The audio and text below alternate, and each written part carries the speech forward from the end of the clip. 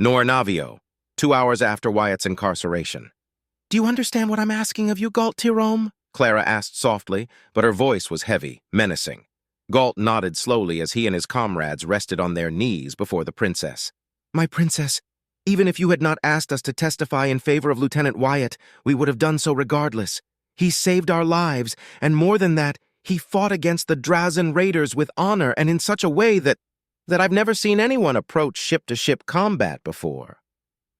"I'm happy to hear that your gratitude is genuine," said the princess, her tone relaxing slightly. "Although I'm surprised that all of you are not bothered by the fact that Lieutenant Wyatt Staples is a mere commoner." "Normally that would be the case," Galt replied as his companions chose to remain silent. "But if there's something I've learned throughout my career is that in battle, ranks, noble and military, matter very little when there's a gun pointed at your face. I've faced pirates, rebels, and all sorts of criminals before, my princess. When I started my service, I viewed them as fools and idiots who stepped out of line with the system that defines our great principality. Whenever a pirate vessel refused to surrender, I used to think, how dare they disobey their betters? That was until one of them boarded the magnificent Luster when I was but an ensign. I nearly died that day, but a commoner saved me at the cost of her life. I didn't know her. She just died to save my life." "That event changed your views?" Clara asked, interested. Galt nodded. "It did, Your Majesty. After that day, instead of seeing her sacrifice as merely her duty as a commoner, I wanted to honor her in some way. I began to learn more about commoners, their restrictions and their duties, and realized that we were not so different. I practically hold no power within House Tirome. I belong to a branch house, and even then, I'm so far removed from the candidacy line that I might as well not be there. Joining the military was my only opportunity to earn recognition and accolades." Cynthia, standing next to Clara, spoke up next. "You mentioned that you served on a battlecruiser. The Grace of Divination, if I recall correctly. What led you to that position?" "A good record, faithful service, and bravery in battle, Lady Cynthia," Galt replied. "I soared through the ranks, married, had my daughter, and I was content with my position and duties, until I and many others started to see strange deployments and restructuring across the First Patrol. By the time I was handpicked by Lord Samuel and transferred to the Samuel's Glory, now the Navio, it was already too late to do anything about the coming coup. House Tirome is subservient to House Caiston, and instead of sending potential heirs to serve, they sent those already in the military," Galt explained, sharing a quick glance among his kneeling comrades. "Each of us has similar stories. Very few were Caiston loyalists to the core, but the commoners, they had little choice but to obey. You're a sensible, reasonable man, Galt Tirome. That much I can appreciate. I have been informed that your actions, and that of those that followed your example, were of great aid during the battle against the Drazan," Clara began. "However, as traitors, my orders were clear. No prisoners are to be taken, and yet, here you are, all because of a commoner took pity on you." Galt didn't flinch under her cold gaze, but he accepted her words without shame. "Wyatt Staples is the sole reason we are alive, my princess. This I know. To go against your orders, will you punish him for his insolence?" "I would under normal circumstances." Clara's expression softened. "But his decision proved to be useful to our cause. We gained the Navio, a powerful and advanced vessel. Sparing your lives not once but twice ensured your cooperation and, most importantly, it allowed said vessel to participate in the battle properly. Your treason can be overlooked thanks to his actions, but what am I to do with you?" Galt Tirome bowed his head before replying. "Your Majesty, I implore you, spare the rest of my crew. They have families and were only following orders given by Lord Samuel. Only I knew about the encryption key and his intent. If any of us has to die, let it be me. However, if I may ask, will Lieutenant Wyatt live?" Clara and Cynthia paused for a moment before the princess replied. "Why would you worry about his well-being, Lieutenant Commander?" "I do not know the lieutenant, but he spared our lives, and then twice after one of us disrespected him gravely. He only punched the insolent woman unconscious, and I highly doubt that he knew he had the right to execute us for such a transgression. Even if did, I don't believe he would have done so. He is a man of integrity and honor, that much I can tell. Furthermore, and I pray I do not sound kowtowing, but during the battle against the Drazen, never in my life have I been more eager to follow a man's commands. Commoner or not, Lieutenant Wyatt saved many lives and obtained a victory that would have ensured the promotion of a captain into a rear admiral's seat, Galt explained.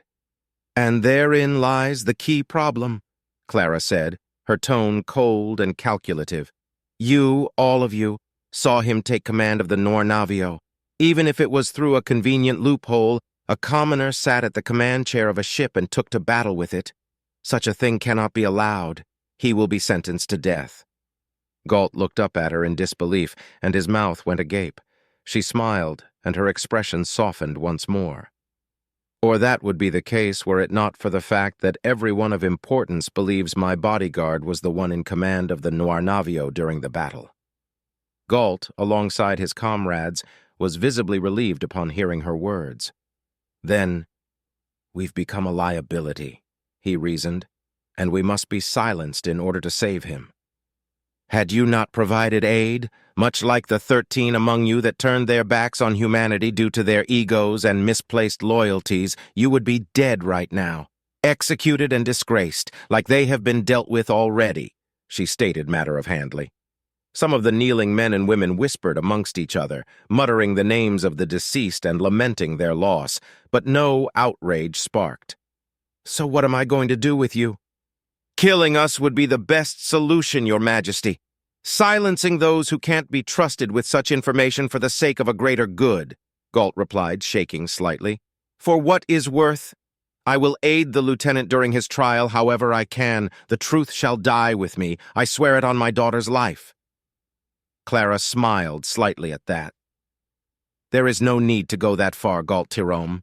As an act of mercy, I shall make all of you an offer. Renounce Duke Draymore's actions, renounce your oath to the houses that you serve, renounce House Caiston, and swear an oath to me and House Astor, and I shall see to it that you are pardoned from your crimes and allow you to serve my brother, the prince, once more. I have already besmirched the name and honor of my house by disobeying the last command of Lord Samuel. The standing within my house is likely dead, regardless of the outcome of this conflict, Galt said, but once again bowed his head slightly. Lieutenant Wyatt mentioned that I had the power to make a choice. He chose to fight for the principality. Now you, my princess, present us with the chance to choose without a choice, death or fealty. I never threatened your lives, Galt Tirome. Accept my offer, and when my uncle is defeated and my brother returned to his rightful seat, you shall be rewarded for your loyalty whilst the traitors shall be dealt with. Your families and loved ones shall be safe, for the enemy shall not know that you still live. Refuse it, and as a show of mercy instead of a blade, you shall remain imprisoned and later judged fairly, said Clara calmly. I have no interest in giving people false hope or fake choices, Galt Tirome. Do you and your companions accept my offer or not? Galt turned to his comrades, and all of them nodded slowly one by one. Closing his eyes, he turned to the blonde woman and bowed his head deeply. Princess Clara, we, the surviving crew of the Samuel's Glory, surrender our lives to you, and swear loyalty upon your name and that of House Astor, renouncing our previous oaths to our treacherous lords and ladies. Clara smiled. I'm relieved that you've seen reason, she said, and turned to leave with Cynthia behind her, leaving Galt Tirome and his comrades to be escorted to the Nornavio's brig by 5 Royal Marines. Once the 2 women were walking down an empty hallway, she continued. That was easier than I expected. Galt Tirome is a sensible man. His comrades trust him to speak for them, too.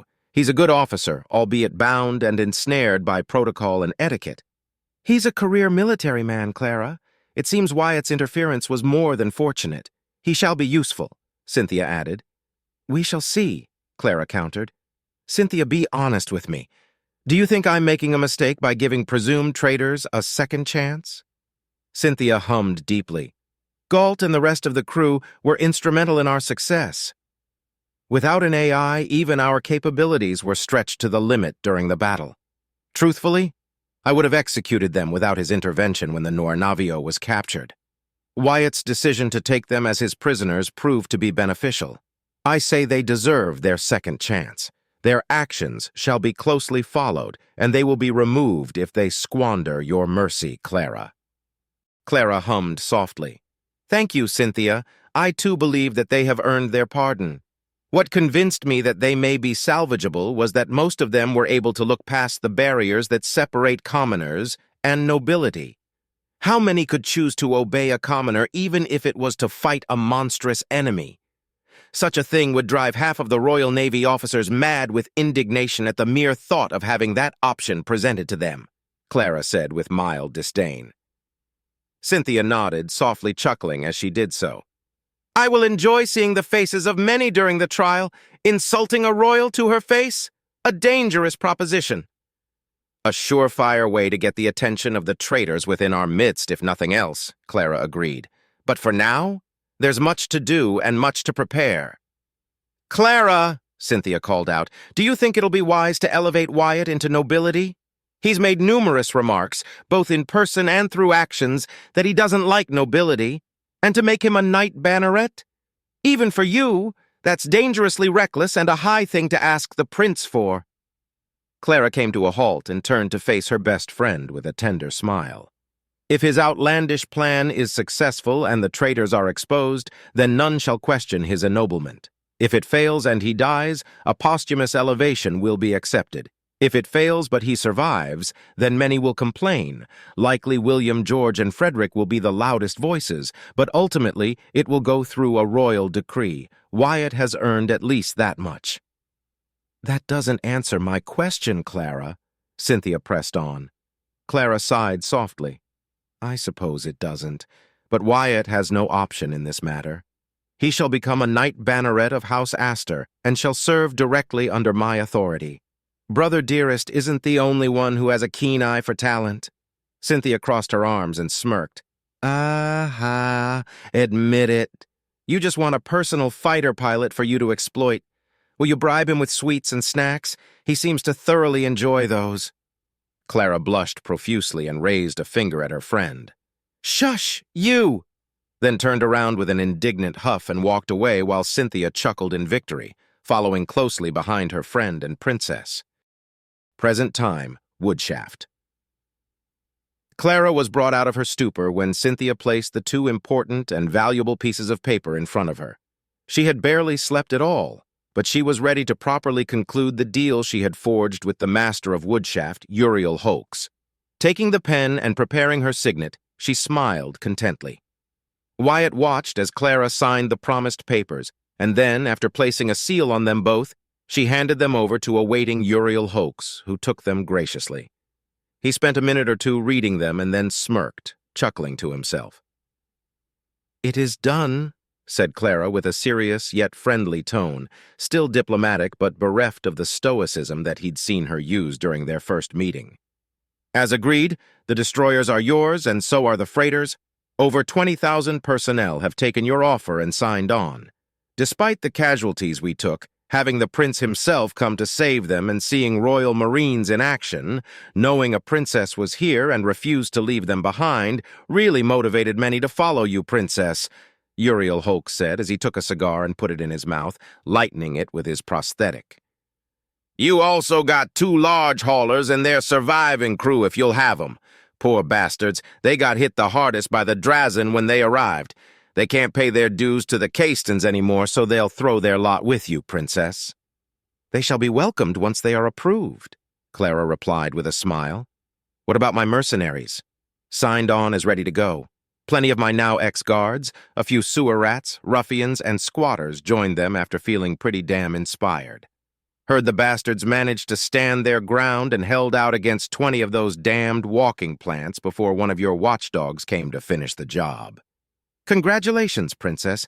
You got yourself over 500 barely worth a damn greener-than-leaves mercenaries." Uriel jested before taking a long drag out of his cigar. "They will be useful, somehow," Clara replied, not terribly enthused. "Is it just me, or does she sound disappointed by that?" Wyatt thought, glad that his helmet hid his playful smirk. "You got plenty of independent engineers, mechanics, technicians, electrical specialists, comms specialists, EVA personnel, and more to keep your ships working, just, without much discipline on their records. He jested once more, but to his credit, it wasn't as apparent this time around. "They're your people and your problem now, Princess." "Will Woodshaft be able to survive without them?" the princess asked, showing mild concern. "With them leaving and the casualties we took, that leaves a pretty big hole to fill. But Woodshaft never stays empty for long. More will come. Especially now that the caste and local forces have been gutted, the Third Fleet seems to be in shambles. And with the brewing conflict, I doubt they'll be able to spare a significant force just to take us over. Many will come seeking refuge and perhaps deserters and valuable ships. We'll need 'em," Uriel clarified before taking another long drag. "All in all, it was a good transaction. The Caiston station is now mine and will make a fine addition to my home." "What if another Drazen raiding party comes along?" Wyatt asked, concerned. "Unless they are as strong as the raiding party that tried to hit us, I doubt we'll see any more of those kindling fuel abominations in quite some time. Just in case, I'll see to it that we prepare a protocol for quick evacuations. I would not like to become part of their feed," Uriel growled with disgust. "Otherwise, we'll do all right. For what is worth, you have my loyalty and my thanks, Princess. Long live House Astor and all that," he said, waving a hand dispassionately. "I thank you for your earnest and sincere declaration of support and cooperation, my dear Uriel," Clara replied in a similarly dismissive, nonchalant tone, which caused the long-haired man to chuckle in approval. "Now that business is done, you," Uriel said, turning his gaze at Wyatt, "must be Wyatt, the Woodshaft ace." He barked a merry laugh. "You are crazy! I saw your battle through the scanners and later through leaked footage from your fleet." He chuckled deeply. "Congratulations," said the man, extending a hand to Wyatt. Wyatt accepted it and shook hands with Uriel. "It was a stupid mistake on my part. I was lucky I survived that encounter."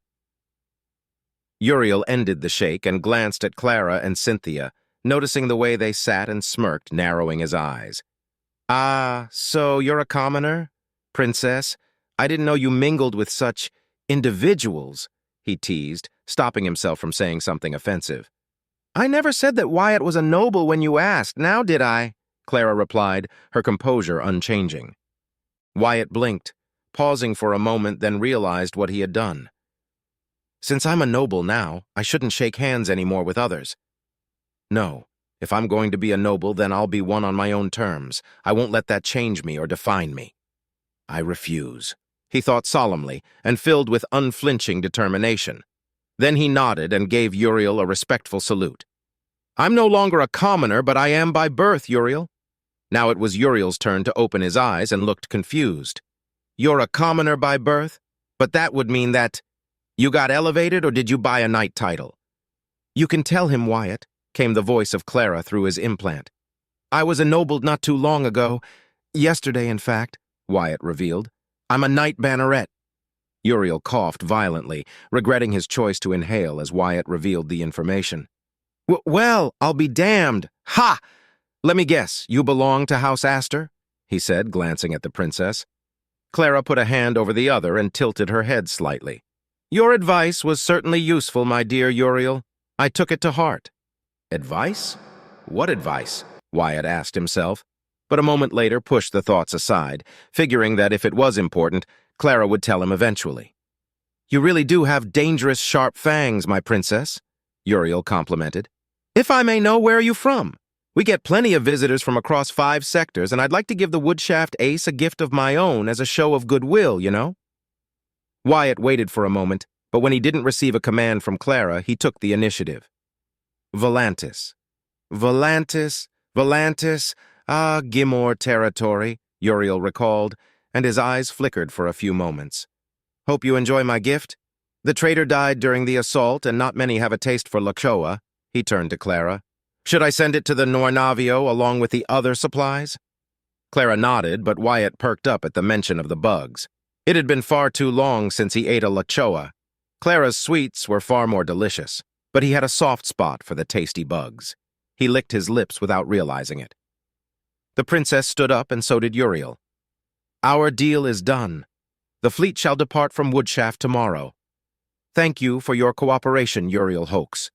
May your future ventures be fruitful," she said, and Uriel bowed his head, taking a drag from his cigar and exhaling the smoke through his nostrils. The trio left the room and were escorted back outside, where 10 Royal Marines waited for them. Now that everyone knew who she was, even more people gave her ample room and showed reverence as she made her way through the station. "Would you like to visit the station, Clara?" Wyatt asked, remembering their original plan during their first arrival. "Your offer is appreciated, Wyatt, but I think I'd like to return to our ship and continue with the preparations. Do you wish to venture and find dried meats and toasted beans?" she replied. She remembered something so trivial, Wyatt noted before replying, "No need. After the Drazen assault, I doubt I'll find any whatsoever. I have some spare time on my hands, and I don't know what to do." "In that case," Cynthia joined in, "why don't you join us? Clara is going to meet with a select few personnel chosen by Redford himself and give her approval." "Being the captain of a ship is certainly more annoying than I originally believed," Clara admitted with a deep sigh. "But if it is part of my new duties, then I shan't complain too much." "I obey," Wyatt replied, smiling softly. He followed the princess until they reached the dock that the Noir Navio was stationed at, and he paused for a moment to admire the deadly but beautiful ship.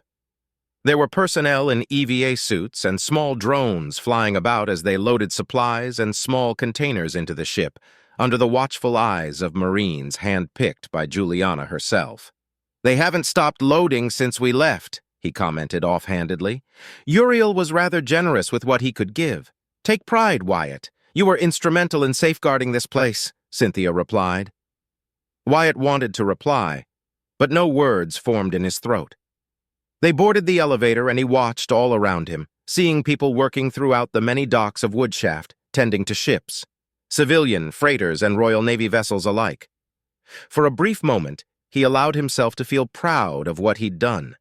He had aided in the defense of Woodshaft and had killed many Drazen in the process. Perhaps, he thought as he glanced at Clara and Cynthia, and he relaxed, feeling at ease, perhaps I'm not entirely worthless after all. When they reached the top, they found Commander Redford examining several people lined up before him. Among the humans, he spotted 8 Ikantis in their suits. He focused on the Ikantis and smiled. While he held no particular fondness for the hierarchy, he was surprisingly fond of the smaller avian aliens and had come to know plenty about their culture, their lifestyle, and the hierarchy. The aliens were small, barely reaching past 4 feet in stature when fully grown. Their legs were typical of most avian species, but the Ikanti had 6 toes ending in small but sharp claws. Their legs made up a third of their total size and were dense. They were also flightless, as they evolved away from soaring in the sky, unlike most avians tended to evolve.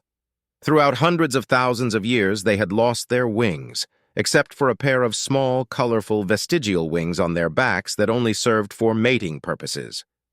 How that worked, Wyatt didn't know. Instead, they were built for running, intelligence, agility, and dexterity. They explained their tails, as they needed them to balance their weight and center of gravity when running. Their tails were nearly a meter in length, not just feathers like the ones Clixall had. They stood up straight, giving them a very human-like appearance, and even had 2 arms that ended in 6 dexterous fingers tipped with short claws. Despite their small size, Ikantis were as strong as a regular human, and their kicks were legendary and lightning fast. Their torsos were also similar to a human's, but their chests were almost entirely made out of a hard rib cage that protected their hearts and lungs, while their stomach were slim as a general rule. Also, surprise, surprise, no breasts, which made it incredibly difficult to tell male from female for strangers. The difference was found in the feathers that ran from the back of their heads all the way to the tip of their tails, and that were also present across their forearms, thighs, the wings on their backs, and the sides of their necks. Males had shorter feathers, usually ranging in blue, green, yellow, and orange colors. Females had longer, brighter feathers, and their coloration ranged from turquoise, aquamarine, lavender, and several shades of pink. The rest of their bodies were covered by a layer of smooth gray fur, regardless of gender. Finally, their faces. Their beaks were pointy, like that of a spear, but they were short.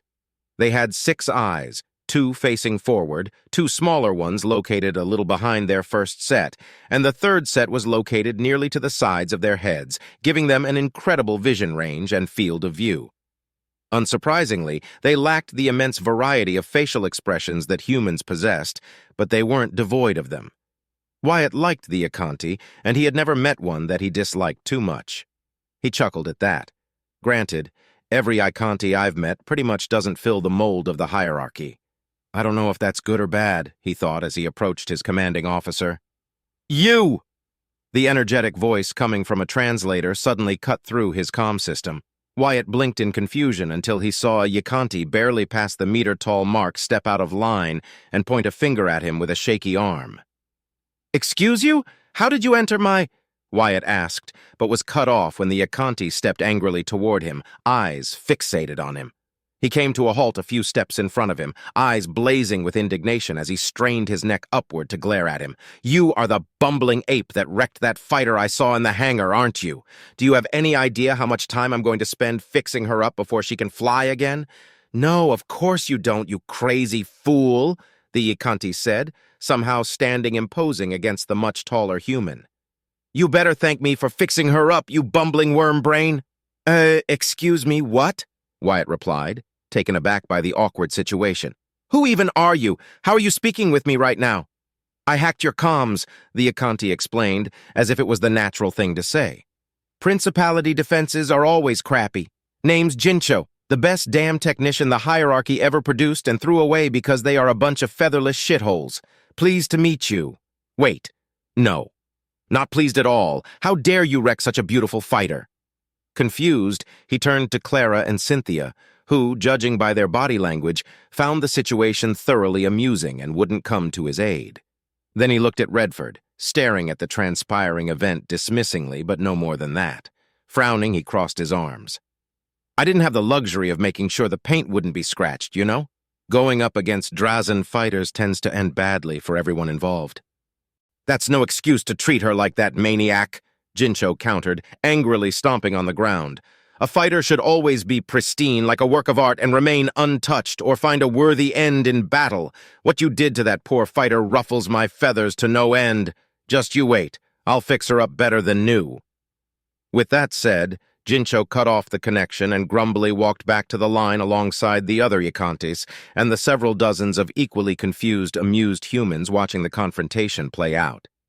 Despite what had transpired, Wyatt found himself smiling. "Well, that happened. I already like him," Clara's voice cut through next. "He's rather energetic."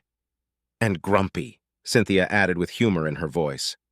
"We have a long day ahead of us. Come, let us proceed," Clara proclaimed, advancing toward the waiting Redford while the Royal Marines adopted a relaxed stance. Wyatt nodded and turned to face the endless blackness of space. He frowned, and he felt his heartbeat increase. No matter what happens next, I'll be ready for it. For the Principality, for the Prince, Duke Draymore will be stopped. A faint smile spread across his lips. Commander Redford was right. I made the right decision, he thought resolutely, before taking his place next to Cynthia while Clara and Redford went through the new crew members of the Noir Navio. And for the first time since he was a child, he felt truly at peace. End of Book 1.